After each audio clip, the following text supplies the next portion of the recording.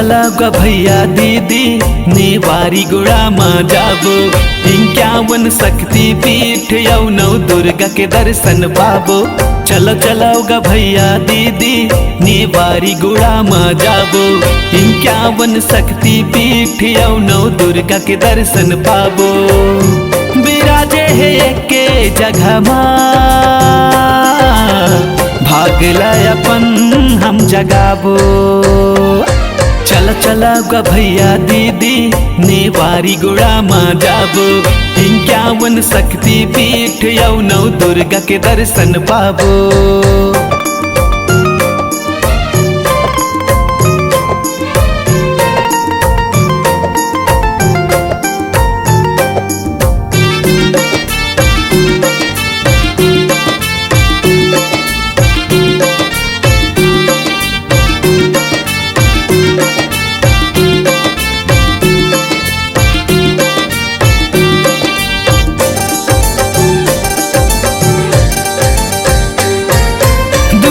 काली माँ गौरी सब एक जगह जुड़े आए।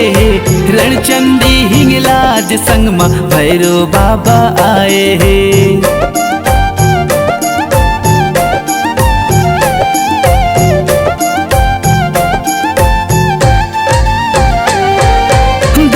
काली माँ गौरी सब एक जगह जुड़े आए।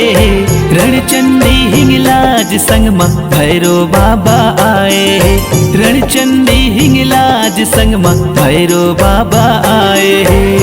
भोले बाबा आसन लगाए डम डम डमरू बजाए।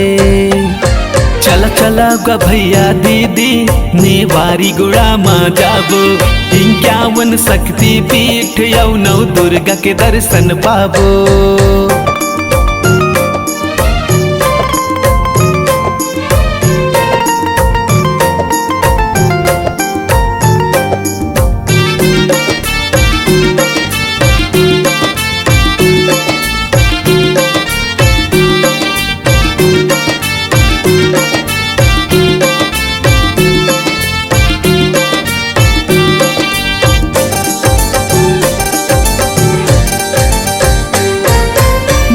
लगे भारी भक्तन के दूर दूर ले आवत है।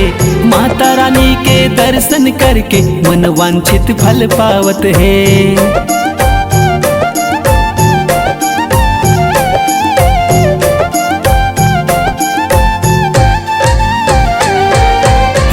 लगे भक्तन के भारी दूर दूर ले आवत है। माता रानी के दर्शन करके मन वांछित फल पावत है। माता रानी के दर्शन करके मन वांछित फल पावत है। भव भव आरती उतारे